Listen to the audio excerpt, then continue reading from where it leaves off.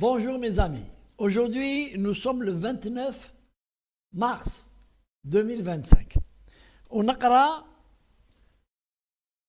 في le soir d'Algérie تاع le 23 mars. France. La France. Un article. Voilà le titre. L'attitude de Rotaillot envers l'Algérie embarrasse le gouvernement et agace Macron. Eh bien, c'est une vérité, c'est les agissements de l'agité du bocal Rotaillot ont été mis à nu, à savoir, il utilise la confrontation avec l'Algérie pour plaire à l'électorat du Front National, des racistes, de la droite, enfin, à des fins politiques. Pour lui, il veut devenir le patron des LR, il n'a pas vraiment la carrure, et à partir de là, il pense à la présidentielle de 2027. Il a eu, je crois, Sarkozy, quand on lui a posé la question. Alors j'y pense chaque fois que je me rase avec Rotaillot. Et il est en train de faire le contraire de la politique du gouvernement Macron et du président lui-même, qui a parlé devant la presse et en direction de l'Algérie que la France et l'Algérie sont appelés à discuter et à apaiser les choses, et dans le cadre de la diplomatie, pas dans le cadre de la confrontation. Beaucoup plus. Pourquoi il embarrasse le gouvernement de Macron? C'est qu'il est en train de faire des conneries en matière de droit et de loi française. Il est en train de faire des erreurs de gestion qui ont amené à cette situation. Le gringalet, l'agité du bocal. À partir du premier incident de l'influenceur d'Oualem qui mérite ou là ne mérite pas, c'est à la justice française de décider s'il est coupable ou non. Mais comment l'agité du bocal a voulu manipuler ce fait en ne respectant pas les lois françaises, à savoir, Doualem a été présenté à la justice. Et il a été décidé par le juge d'instruction de le libérer sans bracelet, sans qu'il vienne pointer chez la police, et que le 14 février, il avait audience, son jugement. Que fait l'agité du bocal? Il l'embarque de force dans un avion en direction d'Alger, sans respecter les us et coutumes, ou si vous voulez les procédures, ou si vous voulez ce qui a été convenu entre l'Algérie et la France. Bien sûr que l'Algérie ne l'accepte pas. Il ne présente pas le document obligatoire qui l'autorise à rentrer en Algérie, à savoir le laissez-passer consulaire. Et l'agité du bocal ne reconnaît pas sa faute. Il fait appel devant la justice. Il fait tout pour s'acharner sur l'influenceur. Et il veut répéter l'opération avec d'autres.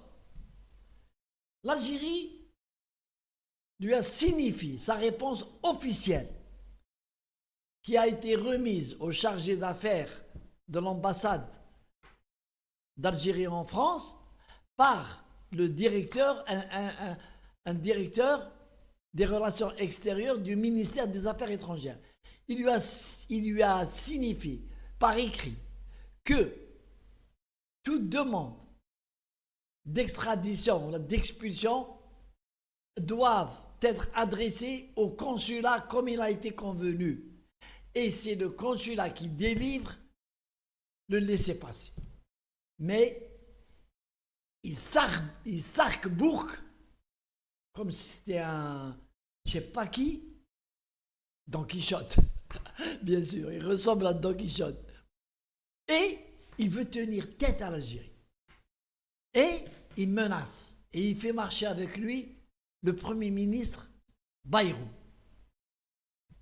qui s'est trompé, puisqu'après il l'a reconnu, il est revenu à de meilleurs sentiments, le Premier ministre. Le Premier ministre a donné un ultimatum à l'Algérie, 6 semaines. S'il n'acceptait pas les OQTF, des mesures de représailles seront prises. 6 semaines sont passées.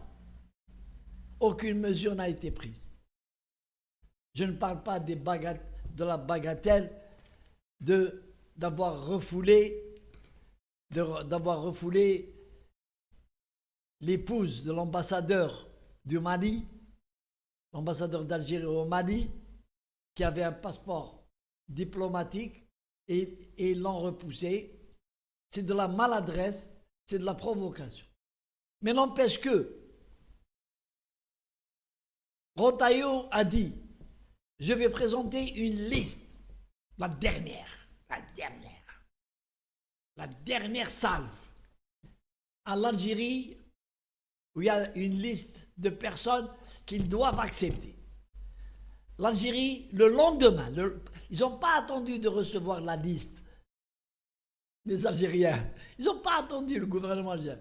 Le lendemain, ils lui ont répondu par le canal officiel, qui est l'APS et le ministère des Affaires étrangères, qu'il pouvait se mettre dans son cul, la liste. Que l'Algérie refuse les menaces et les ultimatums. Mais n'empêche qu'il a envoyé la liste. Et il ne lui a même pas été répondu. Et donc, aujourd'hui, Macron est en train de s'occuper de faire de la diversion, de s'occuper de l'Ukraine, de donner de l'argent français, de l'argent du peuple français à Zelensky pour qu'il les détourne. Et il ne semble pas s'occuper de cette affaire. Mais il lance des messages.